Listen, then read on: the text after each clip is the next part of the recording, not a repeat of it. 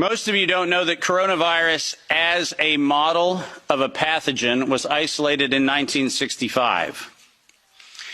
Coronavirus was identified in 1965 as one of the first infectious replicatable viral models that could be used to modify a series of other experiences of the human condition. It was isolated once upon a time associated with the common cold.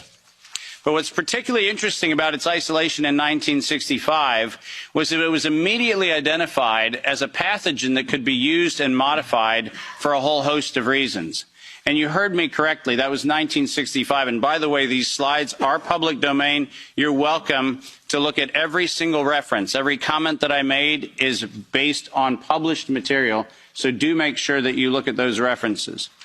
But in 1966, the very first CoV coronavirus model was used as a transatlantic biological experiment in human manipulation. And you heard the date, 1966. I hope you're getting the point of what I'm saying. This is not an overnight thing. This is actually something that's been long in the making. A year before I was born, we had the first transatlantic coronavirus data sharing experiment between the United States and the United Kingdom. And in 1967, the year I was born, we did the first human trials on inoculating people with modified coronavirus. Isn't that amazing? 56 years ago, the overnight success of a pathogen that's been 56 years in engineering. And I want that to chill with all of you.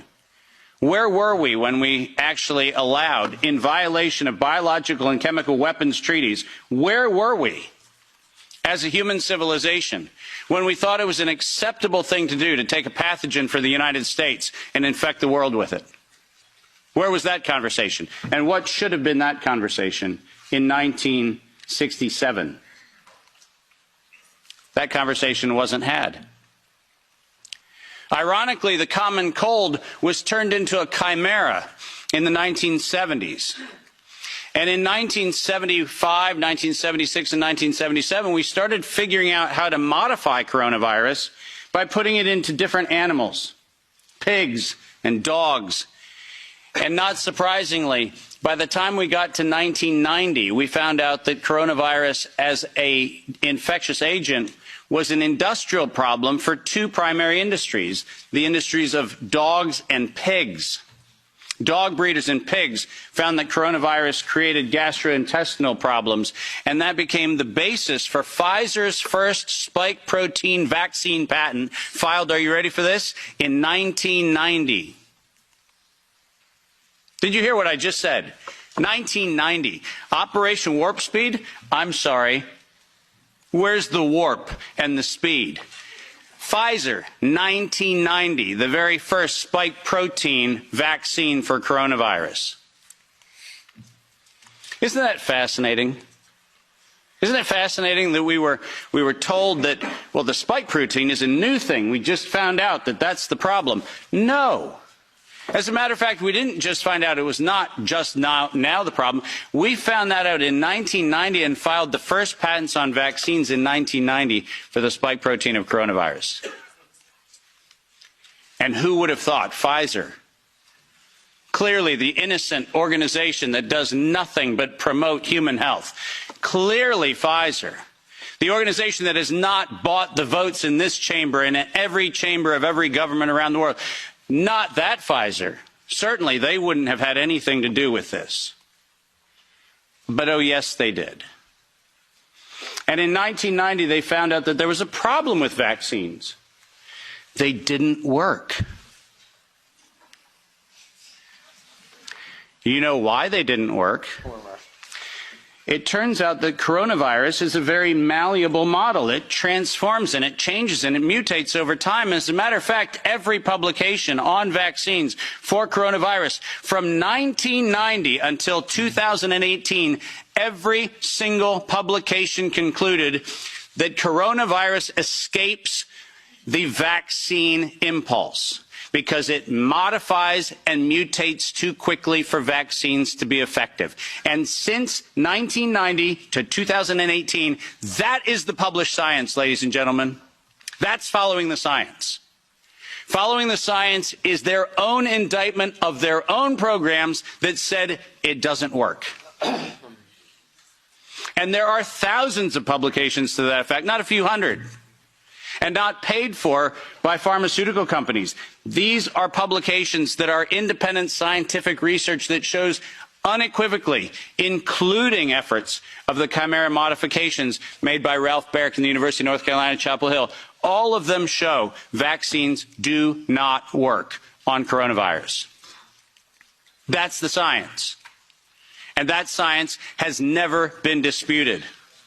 But then we had an interesting development in 2002. And this date is most important. Because in 2002, the University of North Carolina, Chapel Hill patented, and I quote, an infectious replication defective clone of coronavirus. Listen to those words, infectious replication defective. What does that phrase actually mean? For those of you not familiar with language, let me unpack it for you. Infectious replication defective means a weapon. It means something meant to target an individual, but not have collateral damage to other individuals. That's what infectious replication defective means. And that patent was filed in 2002 on work funded by NIAID's Anthony Fauci from 1999 to 2002. And that work, patented at the University of North Carolina, Chapel Hill, mysteriously preceded SARS 1.0 by a year. Dave, are you suggesting that SARS 1.0 wasn't from a wet market in Wuhan? Are you suggesting it might have come from a laboratory in the University of North Carolina, Chapel Hill? No, I'm not suggesting it. I'm telling you that's the facts. We engineered SARS. SARS is not a naturally occurring phenomenon. The naturally occurring phenomenon is called the common cold. It's called influenza-like illness. It's called gastroenteritis. That's the naturally occurring coronavirus. SARS is the research developed by humans weaponizing a life system model to actually attack human beings. And they patented it in 2002.